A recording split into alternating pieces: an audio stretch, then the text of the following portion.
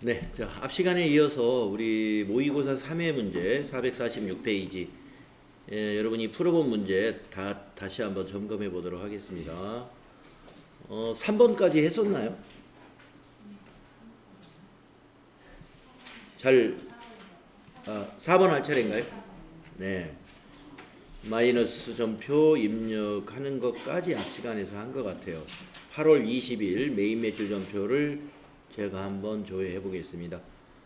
8월 20일 네, 마이너스 점표 수정 세금 계산서를 입력하는 거를 우리가 한 거죠. 수정 세금 계산서를.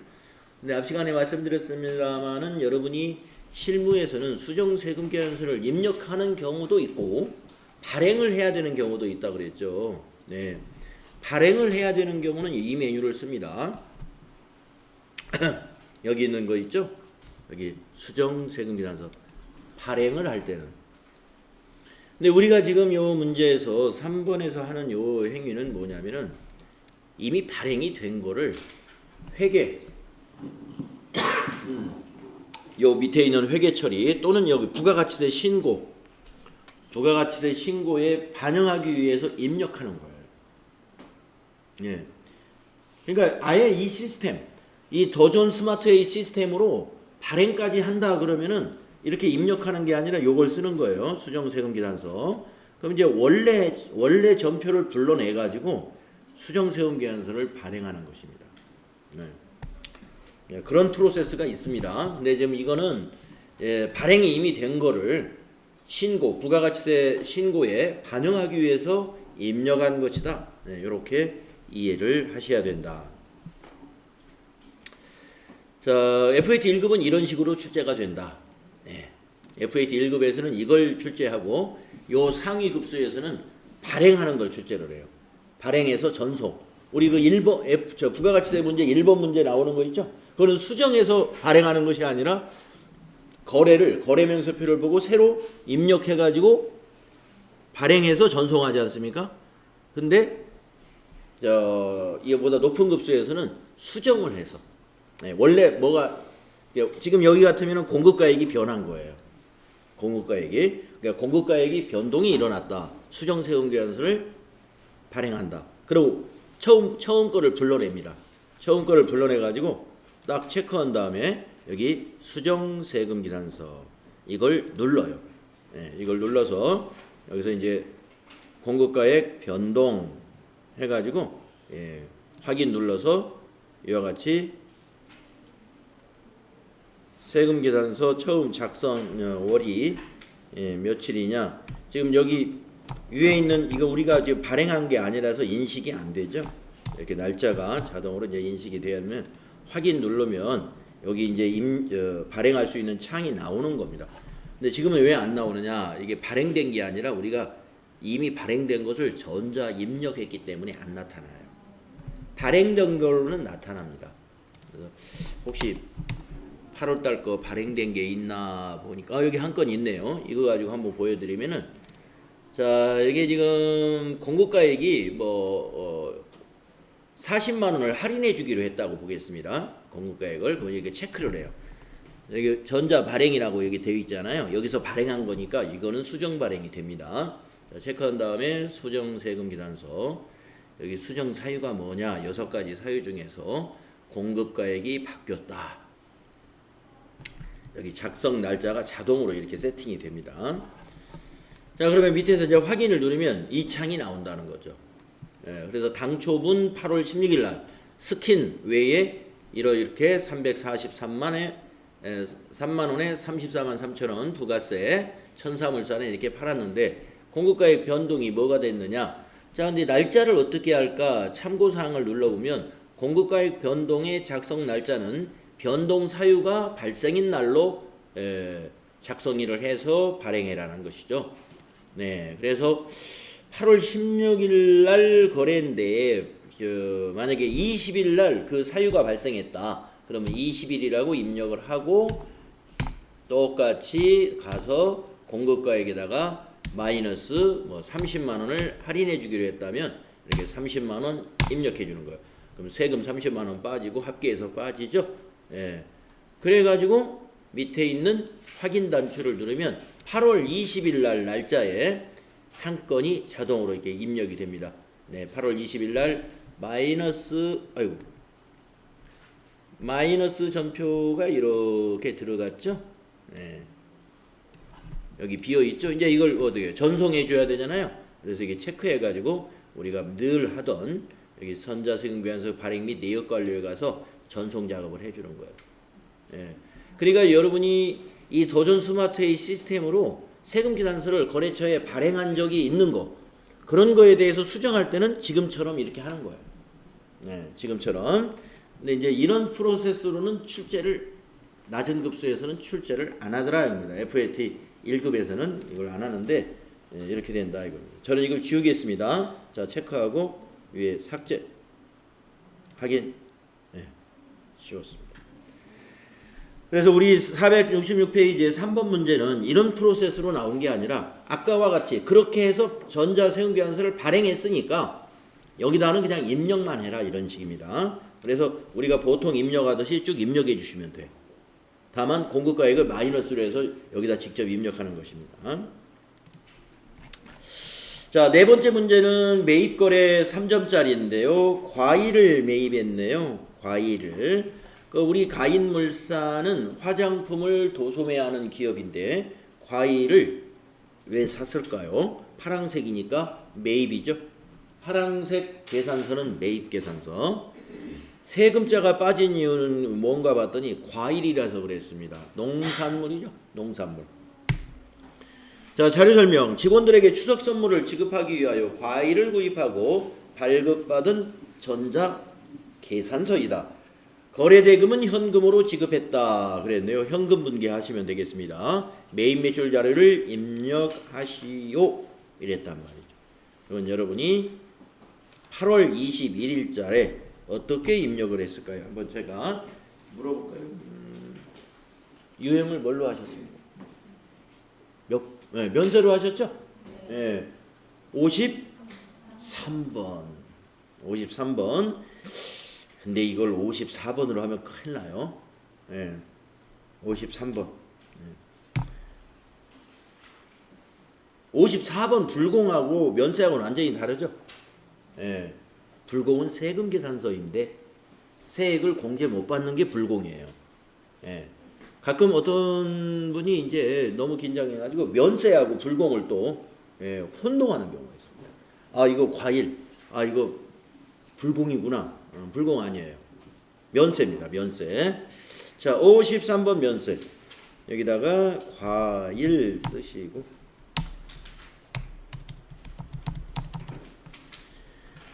76만 5천 원이 맞습니까? 예, 이렇게 여러분이 하셨을 것이다.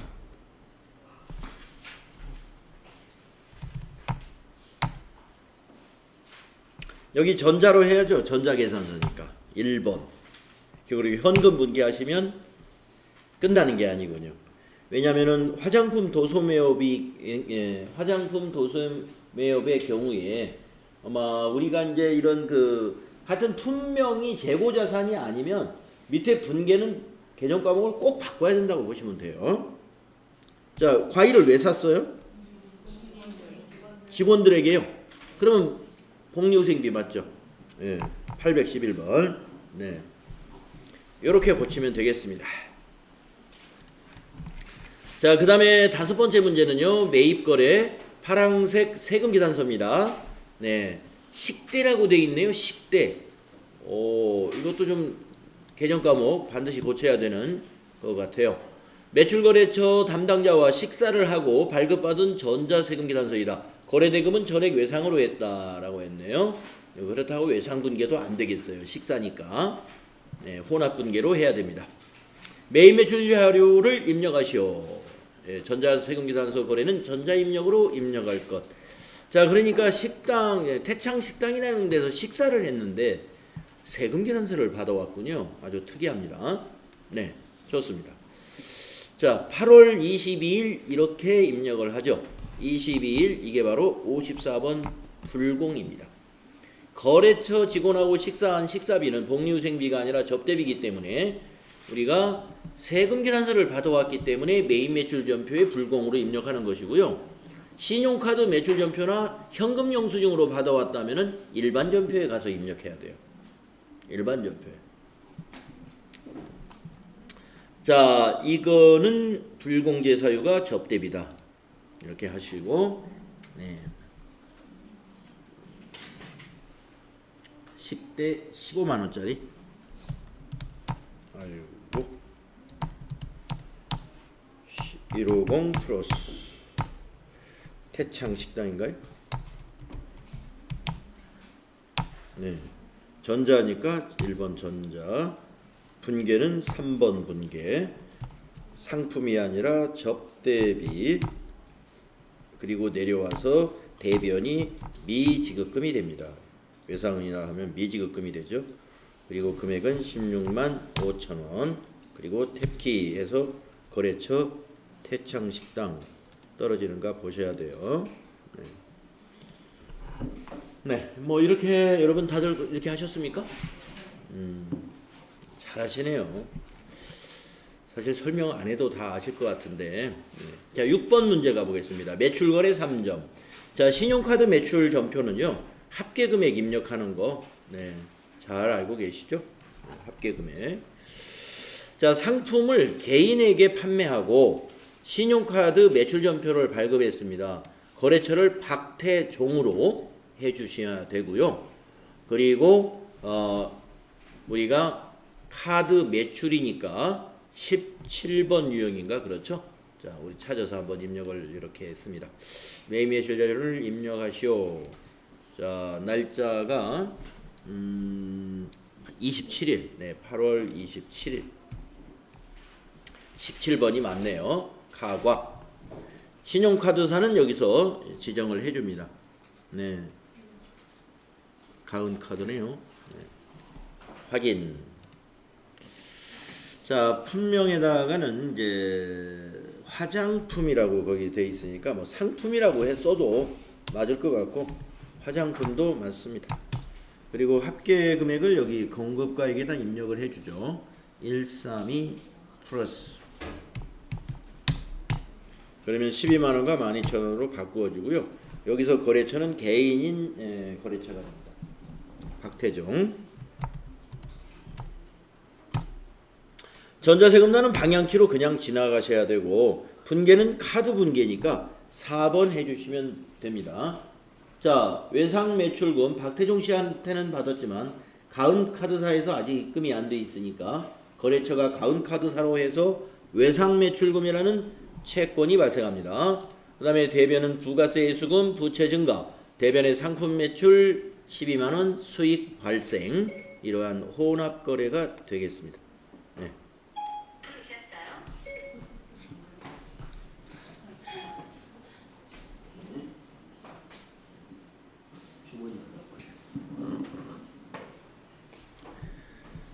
자, 네, 접대비 관련된 카드 거래였습니다. 자, 그 다음에 7번째 문제는 네, 부가가치세 신고서에 의해서 정리분계하는 문제가 나왔군요. 네, 여러분 이거 배웠잖아요. 자, 6월 30일자로 전표 입력하라는 건데요. 일반 전표에 이건 입력을 해야 돼요. 일반 전표에. 메인 매출 전표에 입력하신 분 없죠? 자, 제1기 부가가치세 확정 신고서를 조회하여 6월 30일 부가가치세 납부세액에 대한 회계 처리를 하시오. 이걸 우리가 부가세 정리분계라고 하지 않습니까? 반드시 저장된 데이터를 이용하여 조회할 것. 네, 이게 백데이터를 미리 다 넣어놨나 봐요. 그러니까 여러분이 새로 작성하지 말고 저장된 거 쓰라고 하는 것은 저장된 거 불러내겠습니까 해서 꼭 예 하라는 얘기입니다. 아니요 하면 안 돼요.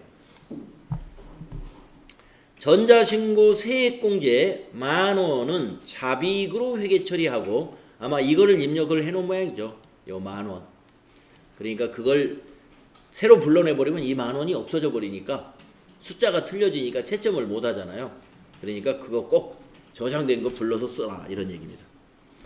이것은 자비익으로 회계 처리하고 거래처 코드를 입력하라. 여기서 자비익의 거래처 코드를 말하는 게 아니라 여기 이제 납부할 세금 또는 환급받을 세금이 있을 때 납부할 세금이 있으면 미지급 세금이요. 환급받을 세금이 있으면 미수금이죠. 그 거래처. 그러니까 지금 우리가 이 회사가 가인물산인데 가인물산의 주소가 이제 양천구네요. 그러면 관할 세무서가 어디 세무서인지 거래처가 있을 겁니다. 자, 이해를 했습니다. 그래서 우리가 거래처를 한번 확인해 보러 가겠습니다. 거래처 입력해야 되지. 그러면 전체 메뉴에 가서 회사 등록에 가서 자, 우리가 지금 우리 회사에 관할 세무서를 몰라. 보니까 양천 세무서예요. 예, 알았습니다. 양천을 거래처로 걸어주면 되겠구나. 자, 그런 다음에 이제 어디로 갑니까? 예, 부가세 신고서에 가야 되죠. 부가세 신고서에 기간은 몇 월 며칠부터 몇 월 며칠로 입력을 해야 됐습니까? 네, 4월 1일부터 6월 30일로 여러분 기간 입력하시고요. 신고 구분은 정기신고에서만 시험에 나옵니다. 우리는 정기신고가 1번이니까 항상 그렇게 하시고 수정신고도 있어요. 수정신고도. 근데 이제 수정신고는 무엇이냐? 예, 신고한 것이 확정 신고를 했는데 뭐예요? 누락된 게 있다든가 틀린 게 있어요. 그럼 그렇게 하는 게 이제 수정 신고를 또 해야죠. 자, 여기서 바로 저장된 내용이 있습니다. 불러오시겠습니까? 해서 여기서는 꼭 A를 해야 됩니다. 네, 보니까 이걸 입력을 해놨네요. 환급세액 10,000원. 이 환급세액 10,000원이 무엇인가? 여기 있네, 여기. 네. 그 밖에 경감공제세액이라고 10,000원 들어가 있는데, 네, 여기를 한번 더블 클릭해 보겠습니다. 네, 더블 클릭을 하거나, 여기서 탭키를 누르거나 똑같은데요. 그러면 그 세부 내역이 나와요. 예, 경감공제세액의 명세. 그래서 54번에는 전자신고 세액공제, 55번에는 전자세금 발행 세액공제, 56번에는 택시운송사업자 경정신고에 대한 세액공제, 뭐 대리납부 세액공제, 현금영수증 사업자 세액공제, 뭐 기타 세액공제 이런 것이 있는데 우리는 지금 전자신고 세액공제라는 게 있어요. 여러분 전자신고 세액공제 이론에서 살짝 배웠는데 확정신고 때만 해주죠. 네, 확정신고 때만 합니다. 네. 그리고 대리인을 통해서 신고하는 경우는 안 해줘요. 직접 우리 회사가 직접 할 때. 그러니까 대리인을 통해서 신고한다는 건 뭐냐면 회계사 사무실이나 세무사 사무실을 통해서 신고할 때는 전자신고 세액공제 없어요. 네. 사업자가 직접 신고하는 경우에 해주고 애정신고 때는 안 하고 확정신고 때 한해서 10,000원 세금 빼줍니다. 10,000원. 네. 10,000원 네, 세금 빼주는데 우리 전자신고하는 거 여기서 안 나와. 이 FAT 1급에 안 나오나요? 책에서 없었던 것 같아요. 자, 그래서 그런 제도가 있다 하는 거 알아두시면 되겠습니다. 자, 이제 닫아주시고요. 이걸 뭘로 하라고 그랬어요? 자비익으로 해라. 예, 알려줬죠? 자, 여기 있는 숫자 메모해야 됩니다. 여러분 시험지에다가 이게 부가세 애수급 매출세가, 여기 매입세는 부가세 대급금, 그 다음에 차감세는 양수니까 미지급 세금. 네, 그게 이제 메모가 됐거나 아니면 이 창을 닫지 마시고 이 창을 그대로 두신 상태에서 계정 과목이 뭔지는 판단이 서야 돼요. 요건 부가세 애수금, 이거는 부가세 대급금, 여기가 미지급 세금이다. 이건 판단이 돼야 돼요. 예. 자, 그래 놓고 일반 전표로 간다고 그랬죠. 전체 메뉴에 가서 일반 전표를 이렇게 실행을 합니다. 예, 실행을 해가지고요. 6월 30일자로 정리하는 거죠. 6 엔터 30. 네. 그럼 시험이 항상 6월 30일로 정리하는 것만 나올까요? 그렇지는 않습니다. 4월 30일로 아니요. 3월 30일로 31일로 정리하는 것도 일기 예정은 그렇게 나오겠죠. 3월 31일로. 이건 일기 확정이니까 6월 30일. 2기 예정 하면은 7, 8, 9니까 9월 30일로. 2기 확정하면은 12월 31일로. 그러니까 다 출제 유형에 따라 다르니까요. 오늘은 6월 30일이에요. 자, 차변부터 한번 해보겠습니다. 자, 우리가 부가세 부가세 매입 매출 전표 입력할 때 부가세 애수금은 부채니까 대변에 입력했었죠. 근데 정리할 때는 차변. 반대입니다. 그래서 차변에 오는 게 부가로 검색해가지고요. 부가세 애수금 이렇게 찾아주시죠. 왜 차변에 오는지 기억하셔야 돼요. 왜 차변에 오는지. 우리가 매입 매출 전표 넣을 때 대변에다가 부채 증가시켰잖아요. 오늘은 그 부채를 차변에 와서 부채를 없애주는 거예요. 자, 이 거래처 없습니다. 지나가시고 아까 메모하신 분은 그 메모를 보고 여기다 입력하시면 되고, 자, 이 탭을 이용하실 분은 부가세 신고서에 가서 매출세를 클릭하고 마우스 오른쪽 버튼 바로가기 메뉴에 있는 복사 클릭한 다음에 일반 전표에 와가지고 여기 차변란을 클릭하고 컨트롤 V 그렇게 하시면 됩니다. 다시 밑으로 내려와서 이번에는 대변에 또 부가 하셔가지고 부가세 이번에는 대급금. 부가세 대급금은 우리가 전표가 발생할 때는 차변에 자산 증가로 입력했었죠. 오늘은 자산을 대변에 적어서 자산 감소시킵니다. 자, 대변에다 메모하신 숫자 입력하시거나 부가세 신고서 탭을 클릭하고 매입세를 클릭한 다음에 마우스 오른쪽 버튼 복사, 다시 일반 전표에 와서 대변란 클릭하고 컨트롤 V 이렇게 붙여넣기 하셔도 된다.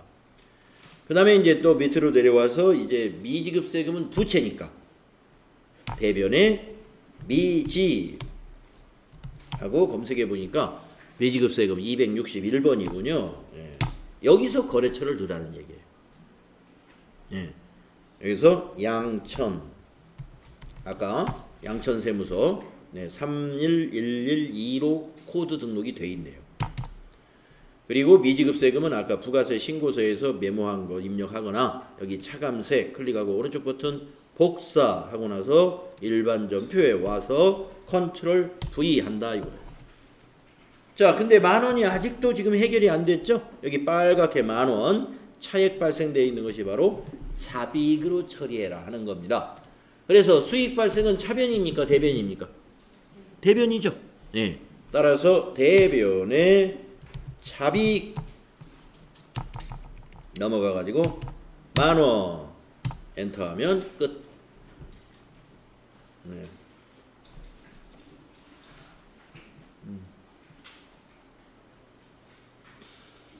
이렇게 정리하십니다.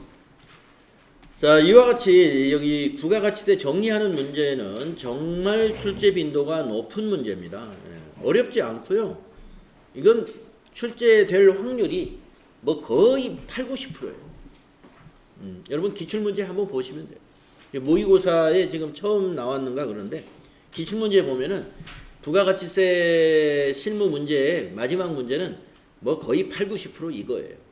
이보다 더 쉽게 내는 방법은 7월 25일 날 그 세금을 납부했다. 회계 처리하시오. 보통예금에서 이체하여 납부했다. 이렇게 문제 나오면 너무 쉽습니다. 부가가치세 신고서 조회하는 것이 아니라 6월 30일자 일반전표 조회하면 돼요. 그래서 6월 30일자 일반전표 조회하면 어떻게 나옵니까? 이렇게 나오죠. 여기에서 이걸 이제 참고해서 7월 25일 날 납부할 세금을 보통예금에서 이체해 납부했다 이거예요. 그럼 어느 거 납부한 거예요? 요거 미지급세금 이거 납부했다는 얘기예요. 그래서 7월 25일 날 전표는 이 미지급세금이 이제 차변에 오는 거죠.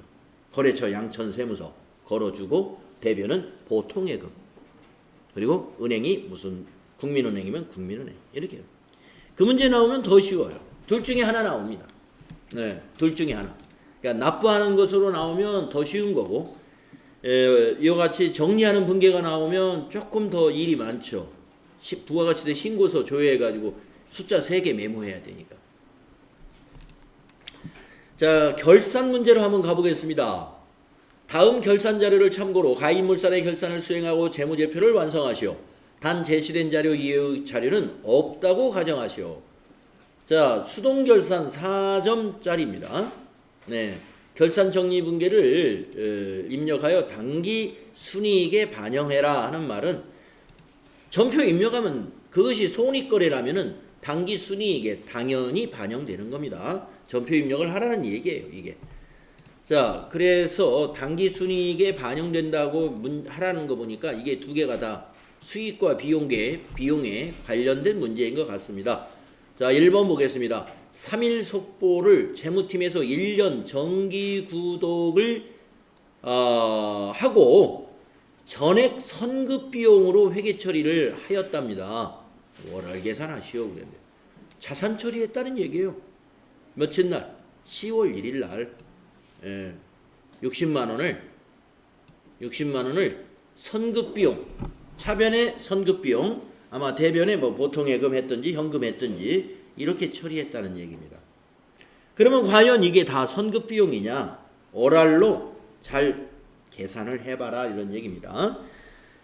자, 2019년 10월 1일 거부터 내년 9월 31일까지인데 선급 비용은 9달치만 선급 비용이지 당기분인 10, 11, 12 이렇게 세 달은 당기의 비용이란 말이에요. 예. 그러면요 3일 속보에 세무정보지 정기구독이 잡지 구독하는 비용이거든요. 무슨 비용 처리하면 될까요? 예. 도서 인쇄비. 예. 도서 인쇄비. 이 세 달치. 자, 그러면 이게 지금 10월 1일부터 내년 9월 30일이면 1년치잖아요. 1년에 60만 원이면 한 달에 얼마인 거예요? 5만 원이죠. 그러니까 5만 원 곱하기 세 달. 15만 원이 됩니다. 이 15만 원을 도서 인쇄비로 처리하는 수정분계를 하라는 얘기예요. 도서 인쇄비. 비용 발생시키라는 거예요. 왜냐하면 10월 1일 날 전부 선급비용 자산 처리해버렸다는 거예요. 60만 원을. 60만 원 중에서 15만 원은 비용이다. 단기 거다. 이런 얘기입니다. 자, 입력을 해보겠습니다.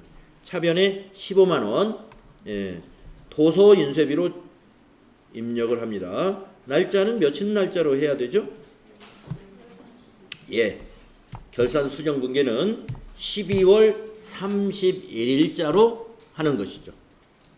그래서 비용 발생 차변에 도서 인쇄비, 잡지 구독하는 거 도서 인쇄비입니다. 800번대. 세 달째 15만 원 계산이 됐죠. 대변은 10월 1일 날 자산 처리했던 것을 대변에서 자산 감소를 시키는 거예요. 그러면 이제 60만 원에서 15만 원이 빠져서 선급 비용이 45만 원만 남게 되는 거예요. 그래서 대변에 오는 게 선급 비용 15만 원 자산 감소입니다. 여기서 세무정보지 혹시 거래처 걸려있나? 없네요. 선급비용 같은 건 뭐 거래처 안 넣어도 됩니다.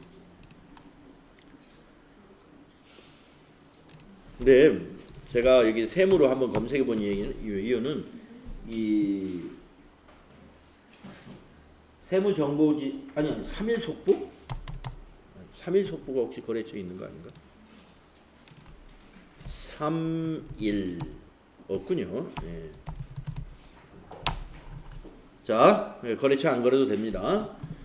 자, 이렇게 수정분계 해주시면 된다는 얘기입니다. 다음에 두 번째의 수동결산 문제는 뭐냐면은 기말 현재 장부상 현금 잔액보다 실제 현금 보유액이 3만 원이 부족. 예. 3만 원 부족함을 발견하였으나 그 사용 내역을 확인할 수가 없습니다. 그러면 지금 장부에서 3만 원을 줄여줘야 돼요. 대변에 무조건 현금입니다. 부족했다는 얘기는 현금이 나갔다는 얘기예요. 장부를 맞춰야 돼요. 그러니까 대변에 현금. 네. 자, 12월 31일 날 대변에 101번 현금 아니면 출금여표로 해도 상관이 없어요. 일단 대변을 써보겠습니다. 3만 원. 자, 여러분 차변을 뭘로 하셨습니까? 잡손실로 했죠? 현금 과부적으로 하면 틀립니다. 예. 결산 당일날은요 현금 과부족을 세우면 안 돼요. 있는 것도 없어야 돼. 결산일에는. 우리가 기중에는 뭐 12월 20일이라든가 12월 뭐 25일 날이었다든가 이런 날은 현금 과부족을 세울 수 있습니다. 근데 결산일은 우리가 현금 과부족 잔액이 있는 것도 제로로 털어야 되거든요. 자비익이나 잡손실로 바꿔야 돼요.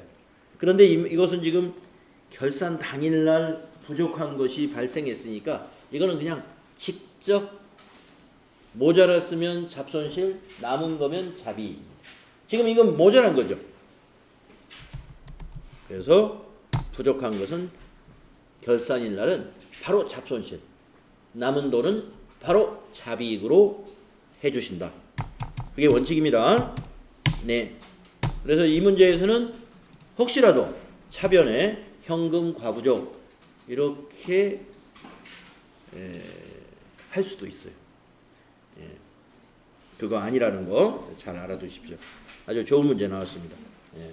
이런 걸 미리 한번 이게 경험을 해봐야 돼. 이런 문제. 네. 어느 부분을요? 어떤 문제? 방금 했던 거? 예.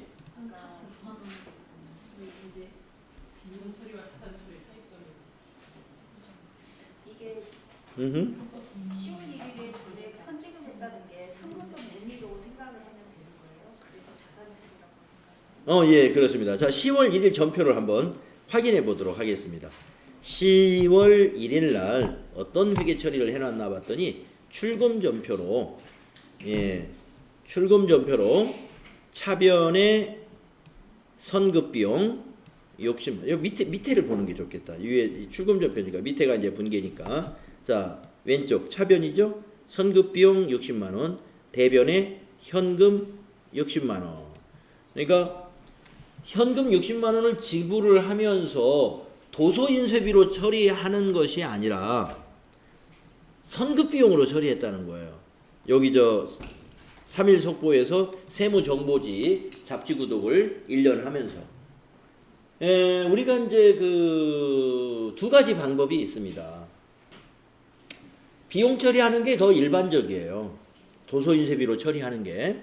근데 지금 이 경우는 자산 처리했다는 거예요. 우리가 소모품도 2가지 방법이 있죠. 소모품을 사는 시점에서 전부 다 사용한 걸로 보고 소모품 비용 처리하는 경우가 있고, 이건 나중에 재고조사해가지고 사용한 거를 나중에 결산 때 비용 처리할 거야. 그러면 소모품 자산 처리하죠. 네. 지금 이 경우도 도소인쇄비입니다. 도소인쇄비를 자산 처리했어요. 왜냐면은 1년치다 보니까 이게 10월 달에 다 비용이 아니란 말이에요. 1년치다 해서 자산 처리한 겁니다. 그러나 결산 때는 10월, 11월, 12월 3달은 기간이 지났죠. 예. 그러니까 이 시점에서는 지금 자산 처리한 의도가 10월 1일 날 회계 처리할 때 여기가 10월 1일입니다. 예. 여기가 12월 31일. 한 달, 2달, 3달째. 4달, 5달, 6달, 7달, 8달, 9달, 10달, 11달, 12달. 여기가 9월 30일이에요. 그래서 지금 2019년도 당기분 3달치는 비용 발생을 시켜야 되는 것이고, 예. 이거는 지금 기간이 요 시점에서 우리가 수정분기하는 거니까, 결산을 하는 거니까, 이거는 이제 기간이 지났단 말이에요. 15만 원. 이 3달치니까. 그 다음에 하나, 둘, 셋, 넷, 다섯, 여섯, 일곱, 여덟, 9달치. 요건 지금 45만 원이죠. 이것은 요 시점에서 우리가 9월 2020년도 거 9달치는 45만 원인데, 요 45만 원은 우리가 아직 기간이 경과하지 않았기 때문에 요것만 뭐예요? 선급 비용이 되는 거예요. 요것만 선급 비용. 요 시점에서. 이것은 선급 비용이지만 요 15만 원은 이미 발생을 했기 때문에 이거는 지금 도서인쇄비로 처리해야 돼요. 도서인쇄비로. 그런데 우리는 지금 10월 1일 날 회계 처리를 어떻게 했나 보셔라 이겁니다. 전부 다 선급 비용 60만 원 전부 자산 처리했기 때문에 요 시점에서 우리는 결산을 할 때 지나간 세 달치를 비용 처리하는 수정분계를 해주는 거예요. 그래서 차변에 비용 발생시키고 선급 비용 대변에 15만 원을 자산 감소시켜준다 이런.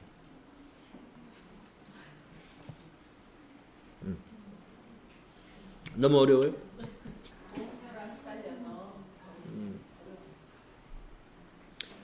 보험료라고 해도 이런 경우 있습니다. 1년 보험료 60만 원을 10월 1일 날 지급하면서 지금처럼 선급 비용 처리할 수 있어요. 10월 1일 날 보험료 지급하면서 보험료 이렇게 안 하고 선급 비용.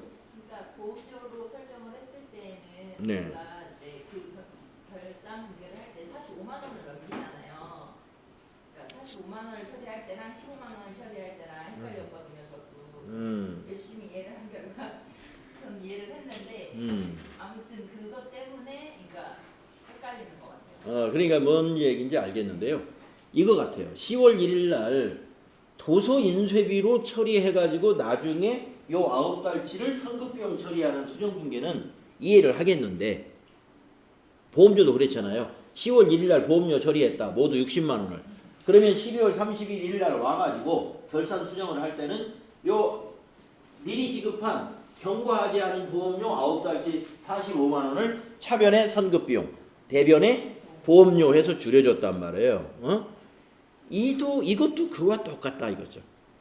보험료도 아까 말씀드린 대로 10월 1일 날 보험료를 지급할 때 선급비용으로 회계 처리할 수 있는 거예요. 선급비용으로. 그러면 이날 와가지고 12월 31일 날 와서 어떻게 하느냐. 자, 다 선급비용이 아니네. 3달 지났잖아요. 그거는 이제 보험료 처리해야 돼. 지금 우리 도서인쇄비 처리하듯이. 그래서 그런 경우는 차변에 보험료 15만 원, 대변에 선급비용 15만 원. 보험료도 이 경우와 똑같은 경우. 자, 그러니까 우리가 비용을 지급할 때요. 비용으로 처리하는 게 일반적인데 이와 같이 선급비용이라는 자산 처리하는 경우도 있다. 그것이 이런 경우도 있고 뭐 보험료에서도 있을 수 있고 소모품비에서도 있을 수 있고 근데 소모품비는 선급비용이라고 안 해요. 소모품이라는 재고자산 개정 과목이 있기 때문에 그냥 소모품 이렇게 처리해요. 네. 자, 일단은 이렇게 넘어가고 다음에 또 이런 비슷한 문제 만날 때 또 한번 설명을 또 하는 것으로 하겠습니다.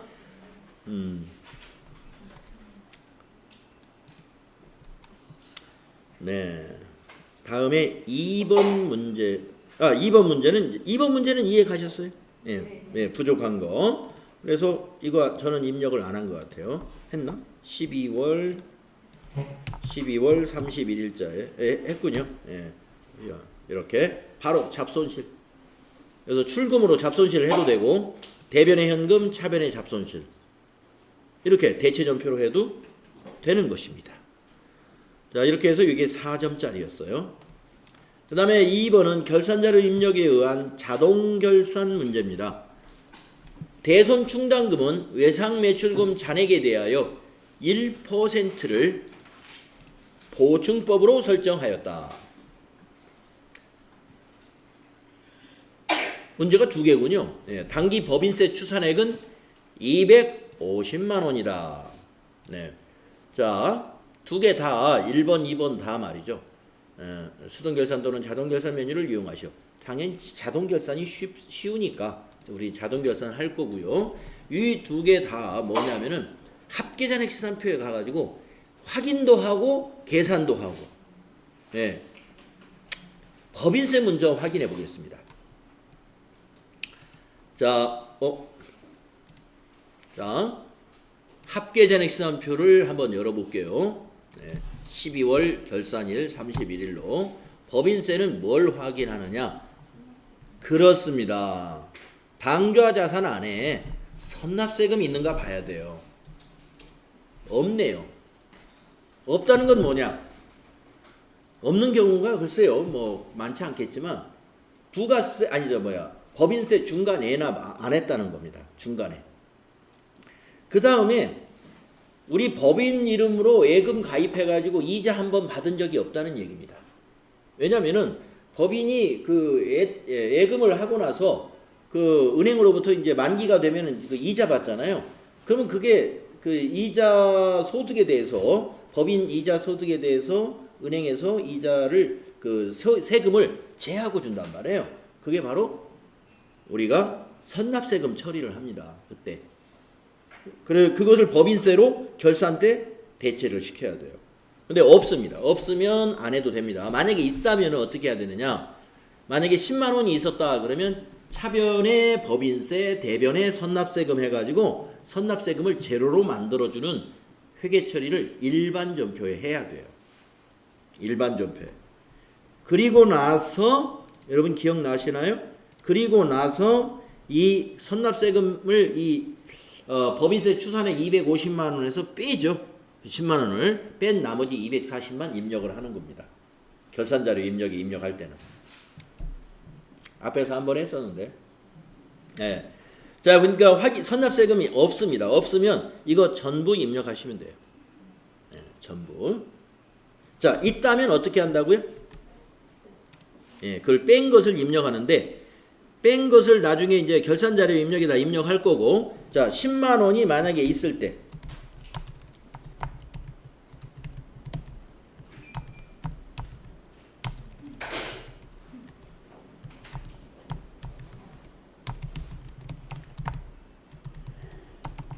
이런 경우는 어떻게 해야 되느냐? 먼저 일반 전표 12월 31일자에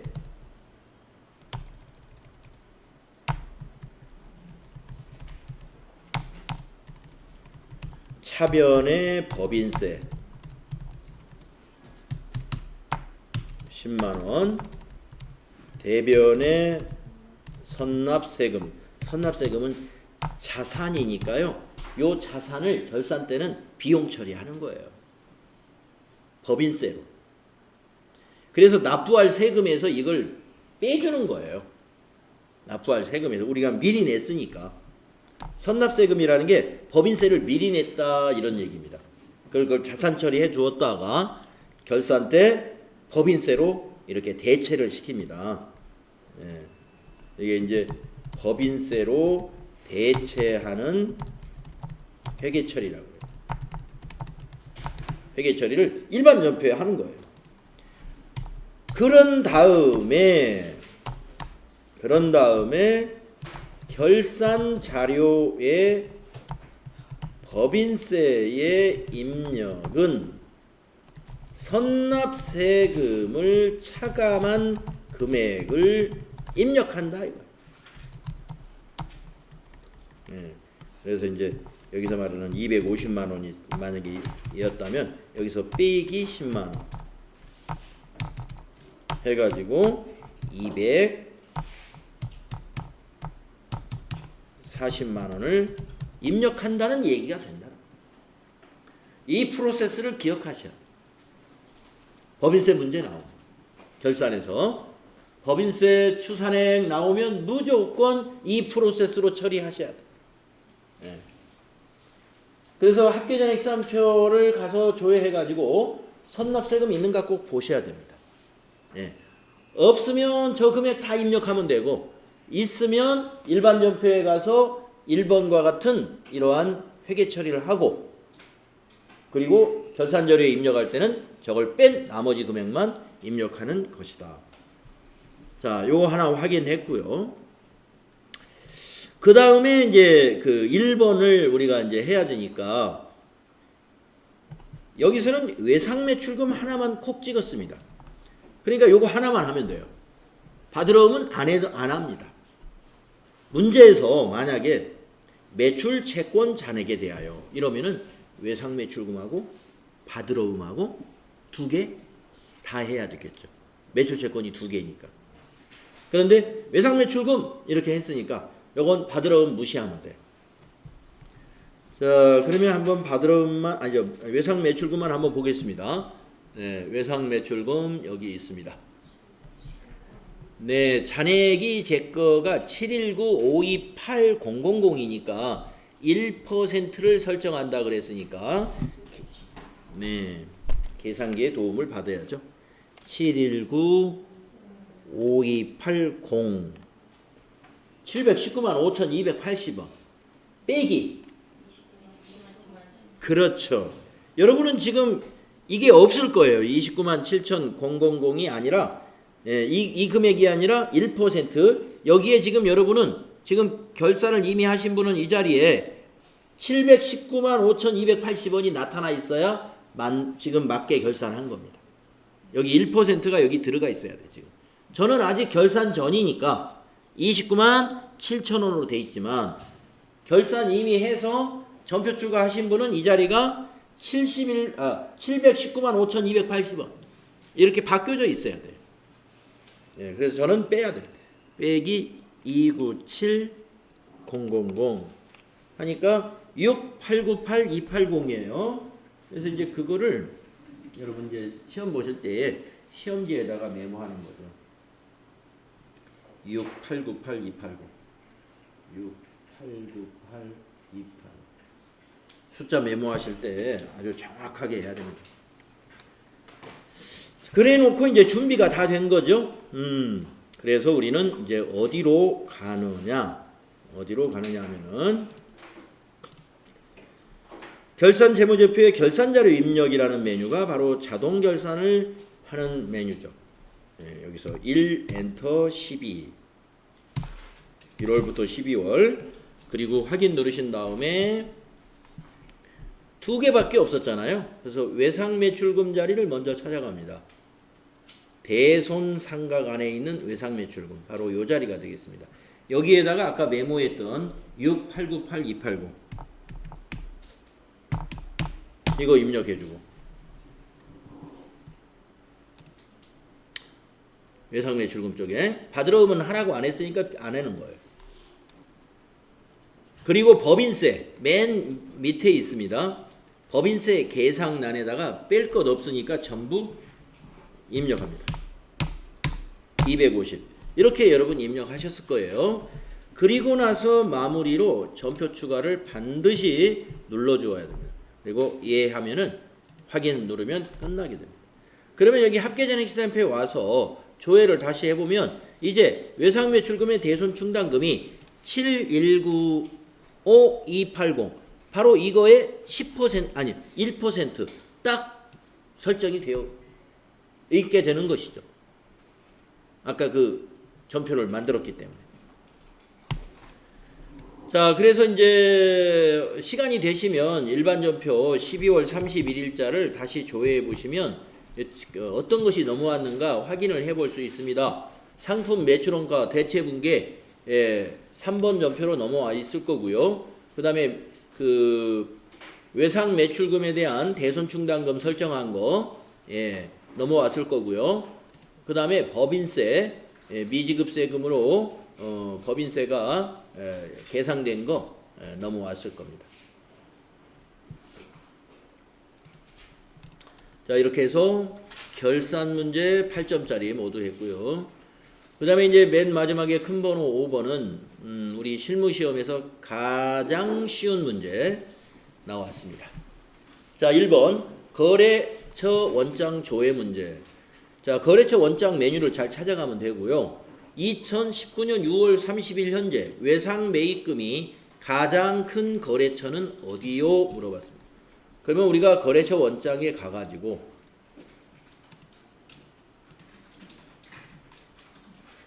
거래처 원장 여기에 있습니다. 6월 며칠자로 물어봤냐면은 30일자입니다. 그래서 6월 30일부터 6월 30일 이렇게 해도 되고 1월 1일부터 6월 30일이 돼도 되고 하여튼 요 마지막 날짜는 6월 30일이 돼야 돼요. 그래야 6월 30일 현재의 잔액을 봐야 되니까. 자, 개정 과목은 외상 매입금이라고 했죠. 그래서 여기 물음표 단추를 눌러서 외상 매입금 아니면 코드 외우신 분은 251번 입력하시면 됩니다. 거래처 분류는 모든 거래처를 봐야 되기 때문에 엔터로 그냥 지나가시면 돼요. 계속 끝까지. 그럼 모든 거래처가 나옵니다. 개정 과목은 여기서 지금 보여주고 있는 것이고요. 날짜는 지금 여기에 이 날짜 6월 30일 이 날짜가 중요합니다.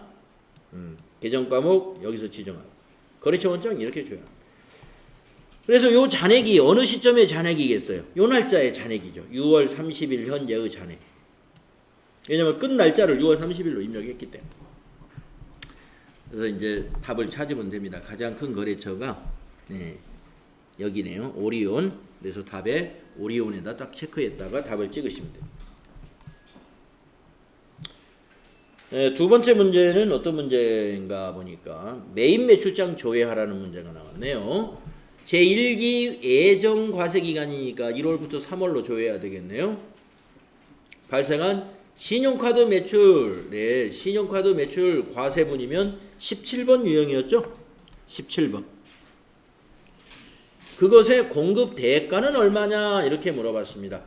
17번 유형 몰라도 거기서 카과를 찾으시면 되니까 한번 찾아보겠습니다. 매입 매출장. 매입 매출장 여기 있죠.